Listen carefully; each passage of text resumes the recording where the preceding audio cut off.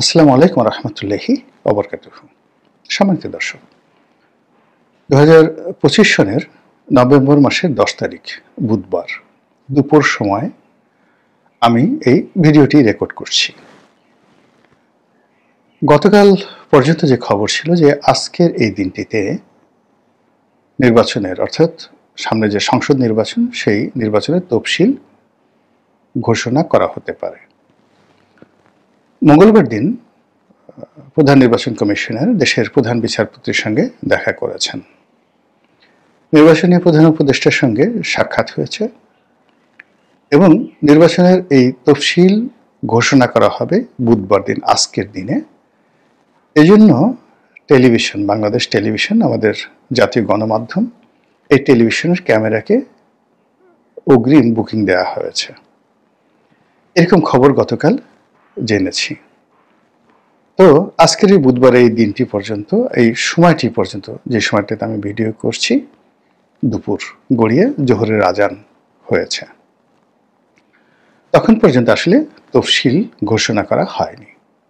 হয়তো বিকেলে হবে, হয়তো আগামীকাল হবে, কিংবা হবে না। কিন্তু তার আগে যে জিনিসগুলো ঘটছে তার কিছু নমুনা আপনাদেরকে বলে নেই। আপনারা জানেন যে ছাত্রদের মধ্য থেকে দুজন প্রতিনিধি উপদেষ্টা রূপে মন্ত্রীর পদমর্যাদায় এই সরকারে আছেন, যারা এই সামনে যে নির্বাচন সেই নির্বাচনে অংশগ্রহণ করার ব্যাপারে তারা আগ্রহী।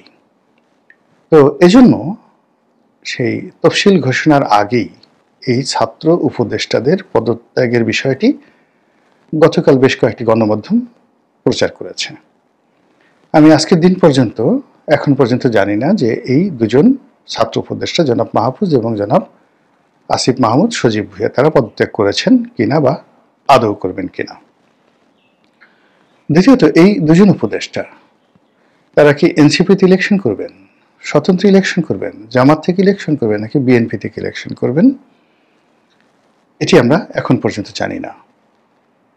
আমরা যেটা শুনেছিলাম যে আসিফ মাহমুদ সজীব ভুঁইয়া ধানমন্ডি থেকে ইলেকশন করবেন, ধানমন্ডি 10, মূল ধানমন্ডি, যেটাকে আওয়ামী লীগের কলিজা বলা হয়, হার্ট বলা হয়। তো এই আসনটি বলা হচ্ছিল যে ছাড় দেওয়ার জন্য, বিএনপির পক্ষ থেকে ছাড় দেওয়ার জন্য এই আসনে বিএনপি কোনো প্রার্থী ঘোষণা করেনি। কিন্তু এখানে বিএনপি প্রার্থী ঘোষণা করেছে জনাব রবিউলকে। তো কাজে এখানে রবিউল সাহেবকে পরিবর্তন করে আসিফকে আবার নতুন প্রার্থী বিএনপি দেবে কি দেবে না, অথবা এখানে রবিউল সাহেবকে চ্যালেঞ্জ করে আসিফ তার জনপ্রিয়তার কারণে, তার যাকে বলা হয়, যেহেতু সরকারের সবচেয়ে গুরুত্বপূর্ণ মন্ত্রী গত 14 মাস ধরে ছিলেন, সবচেয়ে গুরুত্বপূর্ণ মন্ত্রণালয়, তো কাজেই তিনি বিজয়ী হওয়ার ব্যাপারে শতভাগ নিশ্চিত। হয়তো তিনি স্বতন্ত্র ইলেকশন করবেন, অথবা তাদের যে ছাত্রদের দল এনসিপি থেকে ইলেকশন করবেন, এটা হতে পারে, কিন্তু এটা নিয়ে এখনো পর্যন্ত কোনো নিশ্চিত কিছু হয়নি। অন্যদিকে জনাব মাহফুজ, যাকে মাস্টার মাইন্ড হিসেবে বলা হচ্ছিল, তো তিনিও কোন দল থেকে নির্বাচন করবেন বা আদৌ নির্বাচন করবেন কিনা বলা যাচ্ছে না। তবে তিনি তার কর্মকাণ্ড নিয়ে বেশ হতাশ, এবং বেশ কয়েকবার তিনি যে কোনো সময় তার মন্ত্রিত্ব চলে যেতে পারে, এরকম একটা আশঙ্কা তিনি করেছিলেন, এবং তার পদত্যাগের বিষয়টি সামনে আসছে। এর বাইরে আরও কয়েকজন উপদেষ্টার নির্বাচনে অংশগ্রহণ করা নিয়ে নানা রকম কথাবার্তা হচ্ছে, এবং তাদের অতীতে নির্বাচন করার বা তাদের আত্মীয় স্বজনের নির্বাচন করার ইতিহাস রয়েছে। আপনারা জানেন যে সৈয়দ রেজওয়ানা হাসানের বাবা, তিনি বিএনপির একজন নেতা ছিলেন, সাবেক সংসদ সদস্য এবং সম্ভবত মন্ত্রীও ছিলেন। তো কাজেই তিনি তার আসন থেকে, সুনামগঞ্জ থেকে ইলেকশন করতে পারেন। আরেকজন উপদেষ্টা আছেন জনাব আদিলুর রহমান শুভ্র, তিনিও একবার নির্বাচন করেছিলেন কোন দল থেকে বা স্বতন্ত্রভাবে এমপি ইলেকশন করেছিলেন, তিনিও করতে পারেন। অন্যদিকে বশির উদ্দিন, আকিজ গ্রুপের অন্যতম কর্ণধার, তিনি তো নির্বাচন করে আসতে পারেন, মানে যে কোনো পরিবেশ পরিস্থিতিতে তার নির্বাচনী এলাকা থেকে। এর কারণ হলো তার ভাই আফিল উদ্দিন আওয়ামী লীগের এমপি ছিলেন।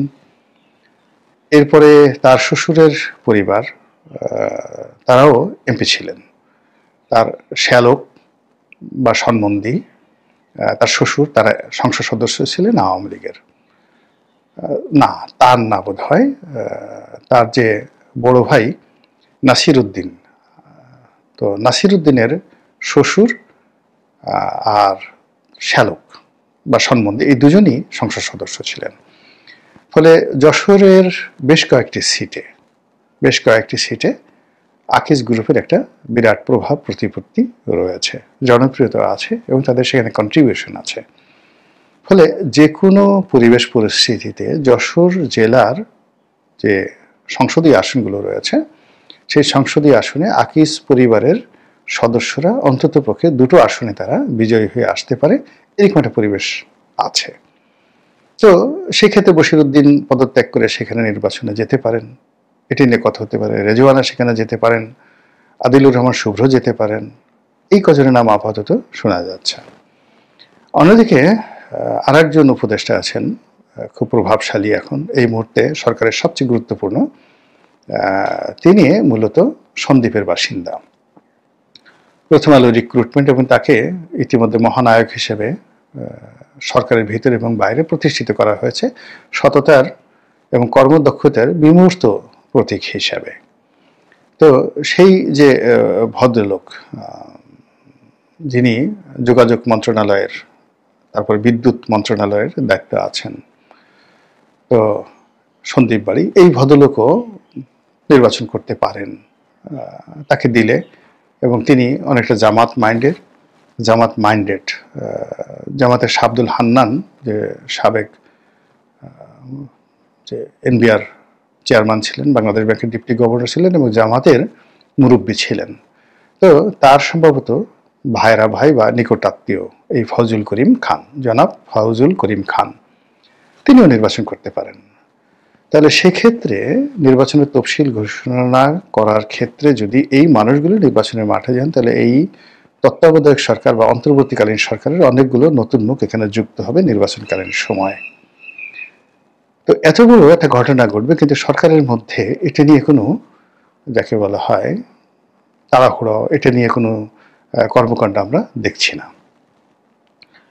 অন্যদিকে তফসিল যদি ঘোষণা করা হয়ে যায়, সেই ঘোষণা করার সঙ্গে সঙ্গে এই মুহূর্তে বিএনপির কতগুলো সমস্যা রয়েছে। তারেক রহমান সাহেবের দেশে আসা না আসা নিয়ে বিরাট একটা প্রশ্ন সামনে এসে গেছে।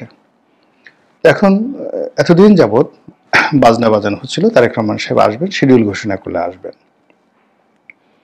কিন্তু যেই মুহূর্তে তিনি বলেছেন যে তার দেশে ফেরা তার একক কোনো সিদ্ধান্ত নয়, এর ফলে তার আশাটা অনিশ্চিত হয়ে পড়েছে। যদি তিনি এখন আসেন, বলবেন তিনি মিথ্যা কথা বলেছেন, কি অসুবিধা, আগে অসুবিধা ছিল এখন অসুবিধা হঠাৎ করে চলে গেল কেন? আর যদি না আসেন, তাহলে সবাই বলবেন যে নেতা যেখানে দেশের বাইরে, তিনি তার জীবনের ব্যাপারে, কোনো ব্যাপারে, নিরাপত্তার ব্যাপারে তিনি ঝুঁকে নিতে পারছেন না। তো সেখানে তার কর্মীরা কি করে নির্বাচনী এলাকায় গিয়ে নিরাপদে ইলেকশন করবে? আপনারা জানেন যে 2018 সনে একটা ভীষণ রকম অবস্থা তৈরি হয়েছিল, এবং আমি যেহেতু সেই নির্বাচনে প্রার্থী ছিলাম, এখনো সেই কথা স্মরণ হলে শ্বাসরুদ্ধ হয়ে আসে। আশ্রয় নেওয়ার মতো কোনো রাষ্ট্রীয় প্রতিষ্ঠান ছিল না, দলের কোনো কাণ্ডারি ছিল না, না তারেক রহমান সাহেব, না মির্জা ফখরুল সাহেব, না ডক্টর কামাল হোসেন। কেন যে ওই সময়টিতে প্রার্থীরা গিয়েছিলেন এবং যে অপমান তারা হয়েছিলেন, প্রতিটা প্রার্থী সারা বাংলাদেশে টেকনাফ থেকে তেঁতুলিয়া পর্যন্ত বেইজ্জতি হননি, লাঞ্ছিত হননি, এরকম কোনো বিএনপির প্রার্থী ছিল না। তো 2018 সনের ঢালবিহীন, কোনো শিল্ড, ঢাল ছিল না বিএনপির হাতে, কোনো পাল ছিল না যেটা তাকে নিয়ে যাবে গন্তব্যে, হালবিহীন তাকে পরিচালিত করবে, পিছনে হাল ধরার যে মাঝি মাল্লা লাগে সেটা তাদের ছিল না, কোনো গার্ডিয়ান ছিল না। সেই অবস্থায় 2018 সনে যা হবার তাই হয়েছে। এইবারের পরিস্থিতি 2018 চাইতেও বিএনপির প্রার্থীর জন্য বা প্রার্থীদের জন্য আরো ভয়ানক হবে। তাদের আর্তচিৎকার, তাদের চেঁচামেচি, তাদের নির্বাচনের স্বাদ,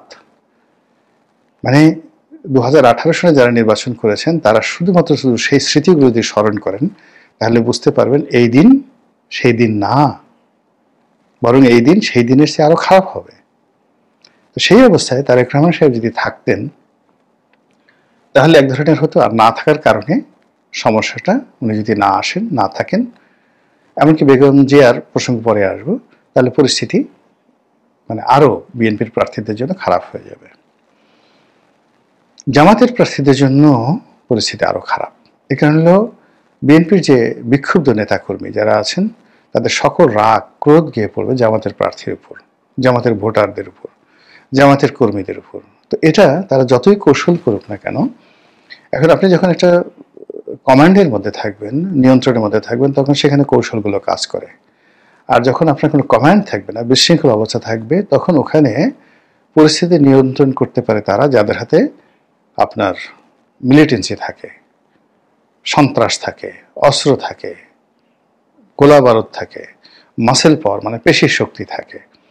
তো সেই দিক থেকে সারা বাংলাদেশের প্রত্যন্ত অঞ্চলে আপনি বিএনপিকে যদি ঠকানোর চেষ্টা করেন প্রশাসনিকভাবে, তো এই বিশৃঙ্খল অবস্থার সুযোগ নেবে বিএনপি নেতাকর্মীরা, আর পিছন থেকে পাম দেবে আওয়ামী লীগের লোকজনরা।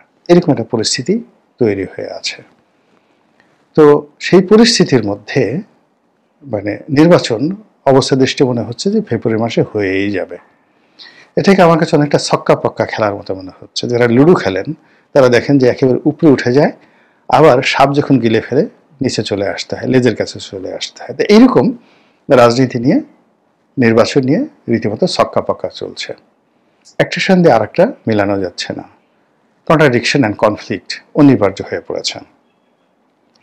তো সেই দিক থেকে আপনি যদি ধরেন যে সরকার খুব দৃঢ় প্রতিজ্ঞ নির্বাচন করানোর ব্যাপারে, আপনি ব্রিগেডিয়ার সাখাওয়াতের বক্তব্য, সরকার অত্যন্ত প্রভাবশালী উপদেষ্টা, তিনি বলেছেন যে ফেব্রুয়ারি মাসের মধ্যে নির্বাচন করতে হবে, এরকম কোনো বাধ্যবাধকতা নেই। এর কারণ হলো নির্দিষ্ট সময় নির্বাচন করতে হবে, এরকম কোনো টাইম লিমিট নিয়ে আমরা ক্ষমতায় আসিনি বা আমাদেরকে ক্ষমতায় বসানো হয়নি। দেয়ার ওয়াজ নো প্রি কন্ডিশন। বোঝার চেষ্টা করুন কথা। আবার ডক্টর মোহাম্মদ ইউনূস যখন আমেরিকাতে ছিলেন তখন তিনি আল জাজিরার সাবেক সাংবাদিক মেহেদী হাসানের সঙ্গে একটি বক্তব্য দিয়েছিলেন, মানে সাক্ষাৎকার দিয়েছিলেন। সেখানে তিনি অসাধারণ একটি কথা বলেছেন খুব সংক্ষেপে। মেহেদী হাসান তাকে জিজ্ঞাসা করেছিলেন যে আপনার সময়কাল তো ফেব্রুয়ারি মাসে শেষ হয়ে যাচ্ছে। তখন তিনি বলেছেন নো, ফেব্রুয়ারি মাসে নয়, পরবর্তী সরকার না আসা পর্যন্ত, পরবর্তী সরকার যেদিন আসবেন সেদিন পর্যন্ত আমি দায়িত্ব পালন করব। অত্যন্ত সিগনিফিক্যান্ট সেই বক্তব্য। তার সেই বক্তব্য, আমেরিকার সেই বক্তব্য, তার সঙ্গে ডক্টর মোহাম্মদ ইউনূসের অন্য বক্তব্য যে নির্দিষ্ট সময়ে ইলেকশন চাচ্ছে সবাই, এটা ঠিক আছে, কিন্তু বিশাল সংখ্যক শ্রেণী তারা তো বলছেন যে স্যার আপনি 50 বছর থেকে যান, 5 বছর থেকে যান, 10 বছর থেকে যান, এখন এটা মিলান। এরপর সাম্প্রতিক সময় যে প্রথম আলোর জরিপ এবং IRI নামক একটি মার্কিন আমেরিকার যে জরিপ সংস্থা, তো তাদের জরিপ, সেখানে ডক্টর মোহাম্মদ ইউনূসের জনপ্রিয়তা 70% বলা হচ্ছে, যে 70% লোক ডক্টর মোহাম্মদ ইউনূসকে পছন্দ করছেন। আবার সেটার সঙ্গে সামঞ্জস্য রেখে পরপর দুটো জরিপ চালিয়েছে প্রথম আলো এবং সেই ফল প্রকাশ করেছে, যেটা নিয়ে সারা বাংলাদেশে আলোচনা চলছে। তাতে করে রাজনৈতিক দলগুলোর মধ্যে বিভেদ বিসংবাদ, জনগণের মন এবং মানসিকতা, তারা একটি নির্বাচনের জন্য প্রস্তুত আছে এরকম মনে হচ্ছে না। যেমন প্রধানমন্ত্রী কে হবেন, প্রথম আলো বলছে যে এই ব্যাপারে জনগণ সিদ্ধান্ত নেয়নি, তাদের একটা ধারণা, ইমাজিনেশন, কল্পনা, দূর থেকে মনে হচ্ছে যে চাঁদের বুড়ি আছে ওইরকম। তো সেই দিক থেকে মনে হচ্ছে যে তারেক জিয়া, শফিকুর রহমান সাহেব প্রধানমন্ত্রী হতে পারেন। তারা ভোট নিজেরা কাকে দিবেন এই কথা বলেননি, তবে তাদের মনে হচ্ছে যে অমুক দল এত ভোট পেতে পারে, অমুক দল এত মানে জয়লাভ করতে পারে, এই জিনিসটা তাদের মনে হচ্ছে। কিন্তু তারা তাদের নিজেদের কথা কেউ বলেননি যে this is my decision, I will support this party এবং I am expecting this gentleman to be the prime minister of Bangladesh, এই কথা কেউ বলছে না। আপনি বোঝার চেষ্টা করুন যে কিভাবে ট্রাম্প কার্ড খেলা হচ্ছে এবং কিভাবে একটার সঙ্গে আর একটা গুলিয়ে ফেলা হচ্ছে। একেবারে রীতিমতো পুরো রাজনীতির অঙ্গন, পুরো নির্বাচন, পুরো তফসিল সব মিলিয়ে একটা জগা খিচুড়ি হয়েছে। আর যদি এটাকে প্লে গ্রাউন্ড হিসেবে ধরেন তাহলে এটাকে একটা লুডো খেলার প্লে গ্রাউন্ড হয়েছে, যেখানে ছক্কা এবং পক্কা। আপনি যে গুটি চালছেন একটা মানে পাত্রের মধ্যে রেখে ঘুরু ঘুরু করে, তারপরে সেটা কি 6 পড়বে না 4 পড়বে না 3 পড়বে এটা আপনি জানেন না। লুডো খেলার যে ছক্কা পক্কা, আবার সেখানে ঘুরতে ঘুরতে যে সংখ্যাটা আসবে সেই সংখ্যাটা গিয়ে সাপের মুখে পড়বে নাকি সেটা গিয়ে জায়গা মতো পড়বে সেটাও আপনি জানছেন না। এই কারণে লুডো খেলার যে মানে বিষয়টি, এটা অ্যাবসলিউটলি একটা আনসার্টেন খেলা। কিন্তু রাজনীতিতে লুডো খেলা নয়। রাজনীতিতে বিজ্ঞান আছে, রাজনীতিতে কেমিস্ট্রি আছে, রাজনীতিতে কৌশল আছে, ফিজিক্স আছে, ম্যাথমেটিক্স আছে। কিন্তু এর কোনোটাই এখন কাজ করছে না। কাজ না করে মনে হচ্ছে পুরো জিনিসটি লুডো খেলাতে পরিণত হয়েছে। দেখা যাক ছক্কা পক্কার এই খেলার শেষ পরিণতি কোথায় গিয়ে থামে। আসসালামু আলাইকুম রহমতুল্লাহি।